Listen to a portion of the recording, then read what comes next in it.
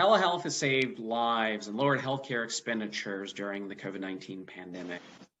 Unfortunately, the flexibilities that have allowed telehealth services to flourish are tied to the Secretary of the Department of Health and Human Services declaration of public health emergency.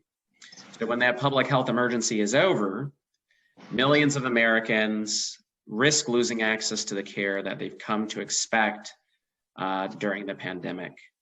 And providers will lose that ability to provide flexible ways of delivering care and continuity of care since they've been able to provide since the pandemic began. My name is Faisal Khan, Senior Counsel at Nixon Gwilt Law and incoming Chair of the American Health Law Association Hospital and Health Systems New Enterprise Risk Management Affinity Group.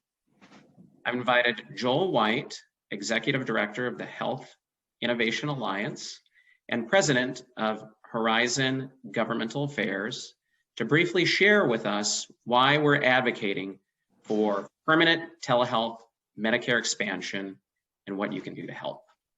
Thank you, Joel, for being with me today. Thanks for having me. I really appreciate it. Sure, thank you.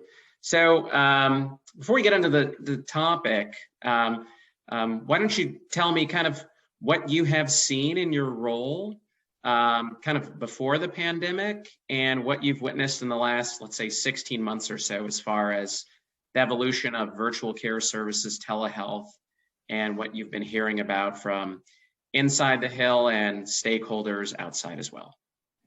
Yeah, a few questions there. Let's first of all level set maybe on context. So the Health Innovation Alliance is a coalition of multi-stakeholder groups that came together in 2007 to advocate for policies that have used technology and data to make healthcare work better.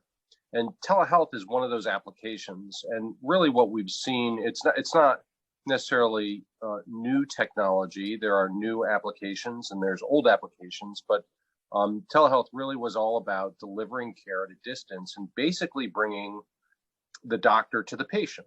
And it was kind of transformative, right? Like usually the patient goes to the doctor and telehealth kind of flipped the script.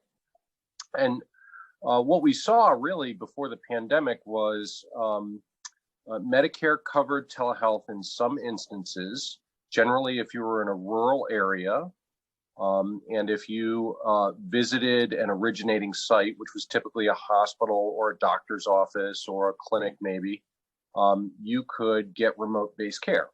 And the thinking in Medicare, at least at the time when I was congressional staff, was this is really a rural issue. We didn't want people to have to drive 200 miles to just have a simple physician appointment with a specialist, and maybe there's no specialist in that area. So we wanted to really bring that care to the patient in the rural area. What we've learned, though, before, during, and after, or before and during the pandemic, I guess, is that really this is an application that has wide appeal in all areas of the country, urban, suburban, and rural. And the challenge, as you've outlined, is that there are some silly rules that might come snapping back into place post-pandemic unless we fix them on a permanent basis. And so doing that's going to require an act of Congress because these are statutory in nature. And but it's important because what we've seen during the pandemic is a significant increase in access to care, which is great, especially during a pandemic involving an infectious disease. Right. And then secondly, it's really we've not seen a lot of the cost explosion or concerns that a lot of people will typically point to when you use technology to expand access. So we've seen a lot of good things so far. Yeah, no, it's interesting to hear you say that. We've had a lot of clients over the last 16 months adopt new strategies, kind of changing their business plan, their business model, take advantage of the ability to have their platform function as a telehealth virtual care platform. So when we talk about, well, as I suspect nearing the end of the public health emergency, given where we're at in the vaccines, and what I've personally seen come out of HHS in the last few months. What do you think will be kind of some of the immediate consequences for the lack of telehealth expansion, or I should say, when this is over, if we don't have permanent expansion? And apart from the immediate consequences, what do you think the long-term consequences might be? Yeah, it's a great question. I think that, what we saw first and foremost was that this was a way to increase access to care, and normal care, routine care, care associated with COVID and not associated with COVID. So remember, it's not like, once COVID hit, cancer all of a sudden went away in the US, right? Sure. Or mental health issues, for example. In fact, some of those problems got worse. So telehealth helped provided a gap filler for people who couldn't go in and do their routine care. So if the rules kind of snap back into place, we'll probably lose some access because people would have to take time off work. If they're disabled, they might have some mobility issues. They'll find it harder to get to the doctor. So access will suffer. Secondly, I think that, during the pandemic, folks were able to get telehealth in their home. They didn't have to go to the hospital or the physician office or the clinic. And that will be lost, right? So the convenience of being able to access care right in your living room or really wherever you were was a huge advantage. The third thing that's going to snap back into place that a lot of people may not realize is that HHS waived cost sharing rules on telehealth services. And so for any politician or patient out there who's in Medicare, you might start facing a 20% increase in the cost of just accessing that care. That's never good politically. Right. And the last thing I would say, for if you're a provider, providing these services, many of these services were reimbursed at the higher Medicare rate, the non-facility rate. And if that rule snaps back into place, it will go back to what's known as the facility rate, which is a lower payment. So physicians will actually see a hit. And that has implications long-term, because if you're thinking about, well, we've got a rule in place today and then a different set of rules tomorrow, and maybe Congress will act in a couple of months and do the old rules again. If you're an investor, or if you're really looking as a physician to really craft your practice around use of telehealth tools, there's no stability there. So there's no stability. There's not a lot of certainty. You don't want to make your long-term plans based on short-term fluctuations. So I think we'll see less investments, less certainty, and less uptake, which would be bad for patients. Yeah, I think we're seeing that already from our clients right now.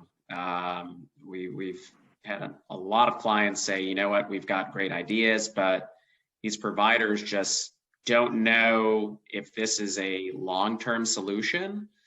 And some of the larger systems, in fact, have been looking internally at their financial projections and revenue cycle, and kind of at a stalemate, right? They've got, our clients have a great technology, but they're already, right, with the financial risk or hit they've taken over the last 16 months, it's tough to try to get some of that standard inpatient elective revenue back, and then also plan for future adoption of technology when they're not necessarily sure how that technology is going to be reimbursed or if it's going to be covered. So I know you spoke, I believe it was at the end of April, to the House Ways and Means Committee. Did you mind sharing a little bit about some of your recommendations? Yeah, absolutely. So I think that, there was the Ways and Means Committee had a hearing on this. The Finance Committee, Energy and Commerce had hearings on this. There's a lot of congressional interest in this. The question is, how would they go forward? And there's movement to make it just a temporary 1-year change so we can study the cost impact before doing a dive off the diving board approach. versus permanent, and changing these Medicare rules on a permanent basis. And I think, we're for the permanency side. We want stability in the marketplace and investments. And if there's inappropriate utilization or fraud, that we can, give the Inspector General and maybe Department of Justice more resources and tools, money in particular, to kind of go after that. But we can also use modern technology like predictive analytics, artificial intelligence, machine learning tools to really spot and stop the fraud or overutilization before it even gets paid. And that would go a long way towards addressing a lot of those cost concerns that we're hearing about. And then I think, thirdly, we said that, Congress is really fixated on Medicare. Medicare, in particular, Medicare fee for service, which is where these silly little rules live mostly. And that's about 35 million people or so, right? And it's getting, as a proportion of the program, smaller over the years as more people elect Part C or Medicare Advantage. And so what we really need to keep in mind is it's a small population compared to like employer coverage, where you've got maybe 5 times as many people, and there's other challenges. So what we see are, these large multi-state employer plans, or generally under ERISA, have to comply with different licensure and credentialing rules, which adds friction, right? Even though their network might be like a singular network contracted with the employer, the doctors are paying 2 and 3 times to get licensed and credentialed, even though the medicine is the science and the medicine is the same across state lines.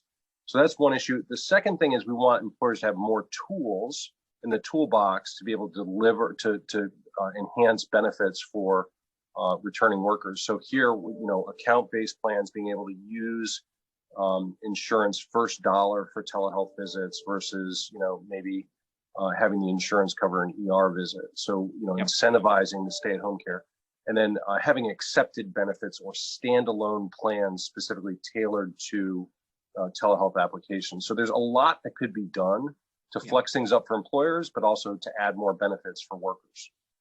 Got it. So how can people that are interested in the work that you're doing, some of our clients, stakeholders, how can we help push the needle forward? Great. 3 things, really. So the first is Health Innovation Alliance. We're always looking for more allies to help us deliver a message to the Hill and to the administration. And that's really important right now, because this debate versus temporary and permanent is going on right now. And so people need to hear from advocates. So if you want to go to health-innovation.org, find out more about us, or if you want to join us, we're happy to have that conversation. But there's lots of information on the website there. Again, health-innovation.org. And you can find out about the latest bills and whatnot. One of those bills, the second thing you can do is really the Telehealth Modernization Act, introduced in the Senate by Senator Tim Scott. Really is an important effort. It would get rid of these silly Medicare rules on a permanent basis. We need organizations, companies, others to endorse that legislation, or, contact your senator or your member of Congress and say, we need to get this done. And here's why that's important. If we can't get rid of these silly rules in Medicare, we'll never be prepared for the next thing, which is AI and ML enabled telehealth, value-based care schemes, and things like that. Right. I mean, Joel, and I look at some of these telehealth rules, right? This is almost pre-internet. It's the technology has far surpassed these decades-old regulations. And let's face it, right? Everybody's trying to do I shouldn't say everybody, but majority of folks are trying to do the right thing. But it's tough, right? When you're trying to put a square peg into a circle. Completely agree. So thank you so much for your time today. It's been a real pleasure, and personally, I'm on board. Our firm, as you know, Nixon Gwilt, we're on board. Happy to speak with you and do anything we can to help Health Innovation Alliance and you personally get Congress to take some action, and let's advance the future of healthcare. Thank you. I appreciate that. We've only got a couple of months left. Yep. Let's make it count. Yep.